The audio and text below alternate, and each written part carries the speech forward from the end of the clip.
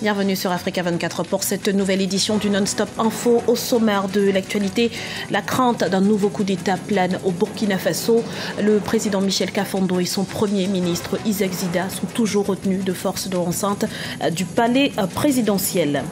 C'est une lueur d'espoir pour les familles. Le président nigérian Muhammadu Buhari se dit prêt à négocier avec Boko Haram pour obtenir la libération des lycéennes de Chibok. Et puis le tournoi de basketball féminin entre dans son dernier carré aux Jeux africains Congo 2015. L'Angola et le Nigeria ont décroché leur ticket pour les demi-finales.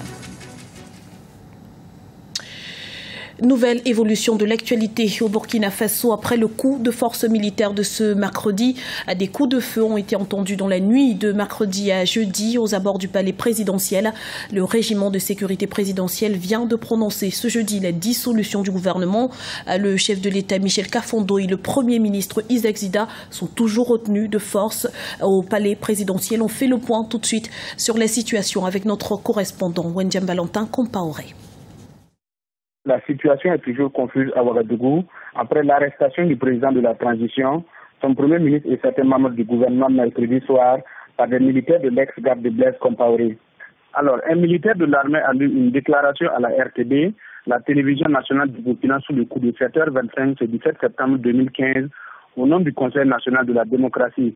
Ce conseil dénonce la gestion de la transmission. Un militaire de l'armée a lu une déclaration à la RTB, la télévision nationale sous le coup de 7h25 ce 17 septembre 2015, au nom du Conseil national de la démocratie.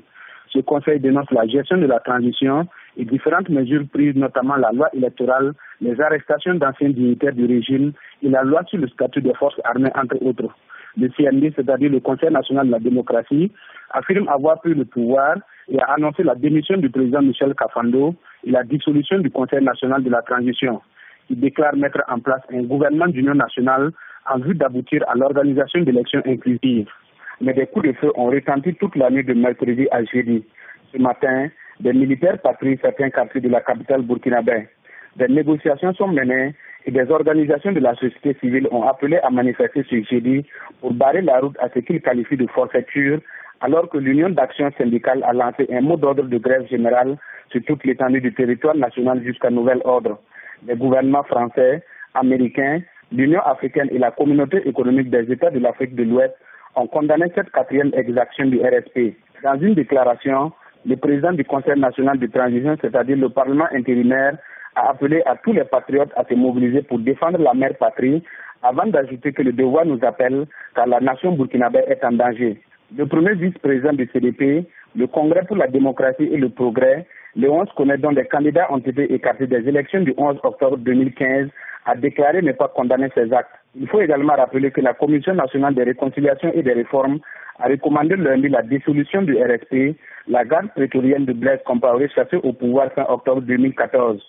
Cette garde de plus de 1300 hommes, considérée comme la troupe la mieux formée de l'armée burkinabé, a été pointée du doigt dans plusieurs cas d'assassinat et de disparition sous l'ancien régime.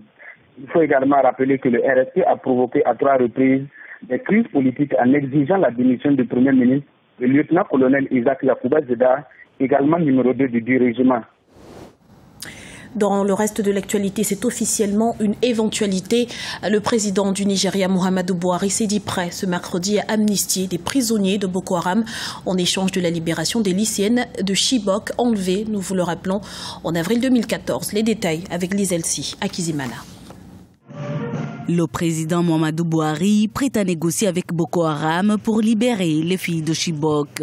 Il a déclaré ce mercredi 7 septembre 2015 alors qu'il clôturait sa visite de 3 jours à Paris, en France.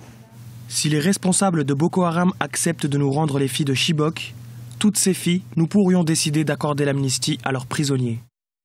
Les lycéennes de Chibok ont été enlevées le 14 avril 2014 dans l'état de Borno, au nord-est du Nigeria. Parmi les 276 filles enlevées, 57 d'entre elles ont pu s'évader, mais le sort des 219 autres reste pour l'instant incertain. Ça fait depuis un an et demi que les enfants sont emprisonnés quelque part. Nous ne savons pas où sont les enfants. Mais en tant que parents, peu importe par quelle porte ils reviennent, nos enfants, il faut qu'ils rentrent. Peu importe qui négocie pas. Mais ce que j'ai appris, le Boko Haram veulent avant de libérer les enfants, que le responsable de fabrication de bombes artisanaux qui fait les ravages dans les marchés, dans le parc automobile, dans les hôtels, à Abuja, dans le nord du Nigeria, soit libéré. C'est une des conditions pour que le responsable de Boko Haram soit libéré. Ils savent que libérer une telle personne qui fabrique des bombes artisanaux, qui fait des ravages dans le pays, la demande est difficile, c'est presque pas possible. Donc ils rendent la situation difficile dès le départ. Ces filles de Chibok auraient été converties à l'islam et mariées aux militants du groupe islamiste de l'Afrique de l'Ouest.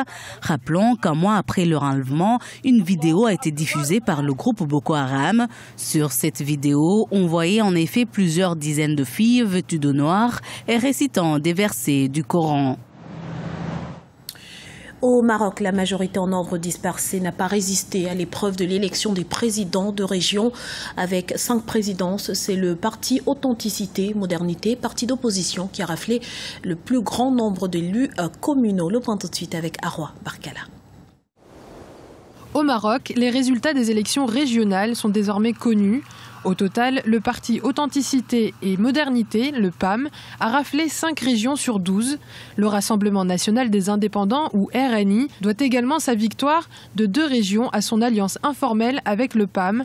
De son côté, le PJD, le parti Justice et Développement, se contente également de 2 régions. Je pense que justement l'attitude du RNI est une attitude assez paradoxale et qui pose problème pour l'observateur. C'est que tout simplement, c'est un mouvement beaucoup plus qu'un parti structuré, c'est un mouvement qui représente justement beaucoup de baronnets dans le monde agricole ou, disons, de personnes impliquées dans le monde des affaires. Que par conséquent, ils ont des accointances avec des responsables du PAM. Ils se sentent beaucoup plus proches. Les Marocains ont été 7 millions à avoir voté sur 15 millions d'électeurs.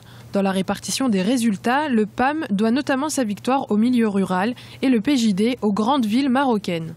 S'il y a une surprise, c'est plutôt que le PJD, se revendiquant monarchiste, ait eu l'essentiel des mairies des grandes villes. Pour le reste, le PAM, en termes quantitatifs, domine les campagnes où on a un ratio de représentation de la population très faible entre population électrice et élus.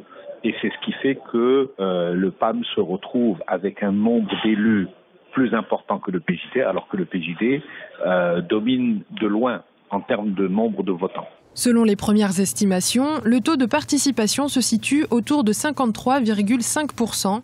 Ce taux pourrait encore être revu à la baisse, les votes blancs ou nuls n'ayant pas été comptabilisés. Le scénario se répète en Sierra Leone alors que le pays s'acheminait vers une éradication du virus Ebola sur son territoire. Un nouveau décès a été enregistré le 13 septembre dernier, contraignant les autorités à réagir. 700 personnes ont été placées en quarantaine. Un sujet de la rédaction. On le croyait disparu et le voilà qui refait surface. Un nouveau décès lié au virus Ebola a été enregistré dans le nord de la Sierra Leone ce lundi. Conséquence, près de 700 personnes dont les proches de la victime ont été placées en quarantaine. Les autorités espèrent ainsi empêcher toute nouvelle propagation du virus. Plus de 680 habitants du village de Roburé se trouvent désormais sous quarantaine pendant 21 jours. C'est un coup de semonce. Cela montre qu'Ebola est toujours présent dans le pays. Pas question donc de lâcher du lest. La vigilance est de nouveau de mise à travers le pays et les campagnes de sensibilisation s'intensifient. Mon objectif est d'amener les gens à connaître la maladie. Les personnes doivent comprendre que dès que quelqu'un présente les symptômes, fièvre, maux de tête, maux de gorge, diarrhée, il doit se présenter immédiatement à l'hôpital. Et une personne morte du virus Ebola est encore plus contagieuse que de son vivant. Si la Sierra Leone ne semble plus épargnée, le Libéria, lui, ne compte plus aucun cas d'Ebola. De son côté, la Guinée a atteint son 13e jour son nouveau cas. Plus que quelques semaines supplémentaires sans cas confirmés et le pays sera tiré d'affaire. Mais pour l'heure, la prudence reste de mise. Du sport à présent avec les 11e Jeux africains de Brazzaville. Les quarts de finale du tournoi féminin de basketball ont débuté ce mardi avec à l'affiche Cameroun, Angola et Nigeria, Gabon. Côté hommes, l'heure est encore aux phases de poule. Reportage de notre envoyé spécial Olive Adjakotan. 58-51, c'est le score du premier match des quarts de finale de basketball qui a opposé les Angolaises et les Camerounaises. Une partie très serrée, mais remportée par l'Angola grâce à son expérience. Les Nigérianes ont de leur côté dominé sans souci les Gabonaises, 73-65, lors du deuxième match des quarts de finale. Ces différentes rencontres ont eu lieu ce 15 septembre 2015 à Brazzaville. Cette partie a été l'une des meilleures rencontres. C'était plaisant et je suis heureux car on est qualifié pour le tour prochain. Les phases de poule se sont poursuivies ce 15 septembre dans la catégorie masculine. Les Angolais ont confirmé leur suprématie face au Congo, 81-65. Cette défaite prive le pays hôte des Jeux africains du deuxième tour de la compétition. On a eu à jouer avec une équipe qui est vraiment expérimentée, qui a l'habitude de ce genre de compétition. Ce que je peux dire pour la défaite, on va encore retravailler pour les prochaines compétitions. Le tournoi de basketball a débuté le 2 septembre et prendra fin le 18 septembre 2015. En ce qui concerne cette discipline, 16 pays ont répondu présents pour le 50e des Jeux africains. C'était le journal de la rédaction. Merci pour votre fidélité. Retrouvez dans un instant une nouvelle édition de l'information sur Africa 24.